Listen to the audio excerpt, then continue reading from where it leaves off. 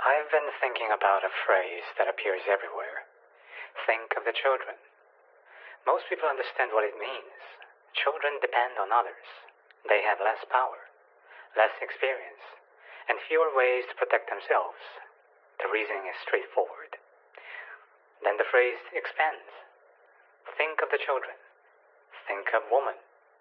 Think of the elderly. Think of the vulnerable. And somewhere along the way, I find myself asking a simple question. What about everyone else? Not as an objection, not as a competition, just a question. Because every time a society highlights certain groups, it risks making the remaining groups feel invisible. Boys exist, men exist, young men, old men, struggling men, successful men, lonely men, supported men. People whose lives fit neither the stories of privilege nor disadvantage that are often repeated. Human beings rarely fit neatly into categories. That is what makes the discussion difficult. The categories themselves usually emerge for a reason. History contains countless examples of groups facing barriers, exclusion, violence, discrimination, or reduced opportunities. Ignoring those realities would be dishonest. At the same time, acknowledging patterns does not automatically describe every individual living today. A woman may face challenges that a man does not. A man may face challenges that a woman does not. An elderly person may need assistance. Another elderly person may be healthier and more capable than someone half their age.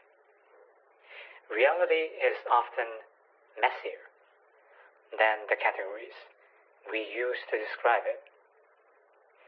What sometimes troubles me is not the existence of concern for particular groups. It is the possibility that concern becomes selective. The moment someone feels that empathy is distributed according to labels rather than circumstances, resentment begins to grow. Not because people dislike helping others, because they wonder whether anyone sees them. A struggling person rarely experiences their suffering as a statistical category. They experience it as their life, their loneliness, their uncertainty, their hardship. And when public conversations focus heavily on certain identities, some people naturally ask where they fit into the picture. Perhaps the challenge is that modern societies inherited language from periods when large-scale inequalities were easier to observe and describe.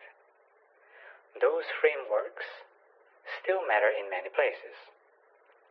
In some parts of the world, girls still face barriers to education.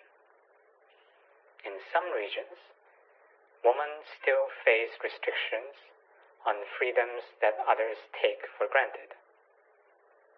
In many countries, elderly people face isolation and neglect. Those realities are real. But not every place is identical. Not every generation experiences the same conditions. Not every individual shares the same circumstances. The world has become increasingly interconnected, yet our conversations often treat distant realities as though they are universally local. People hear stories from elsewhere and are asked to adopt the same assumptions about their own surroundings. Sometimes those assumptions fit, sometimes they do not. That tension creates confusion. The question then may not be whether we should stop caring about women, children, or the elderly. The better question may be whether we can expand our concern without narrowing our vision, whether we can recognize patterns without reducing people to categories, whether we can help those who need help without assuming who needs help before looking. Because ultimately, vulnerability is not owned by any gender. Difficulty is not owned by any age group. And dignity does not belong exclusively to any category. Every person will eventually be strong in some ways and vulnerable in others. Every person will need help at some point. Every person wants to be seen as an individual rather than an example. Perhaps the goal is not to think less about women, children, or the elderly. Perhaps the goal is to remember that they were never meant to be the entirety of our concern. They were meant to remind us to notice those who might otherwise be overlooked.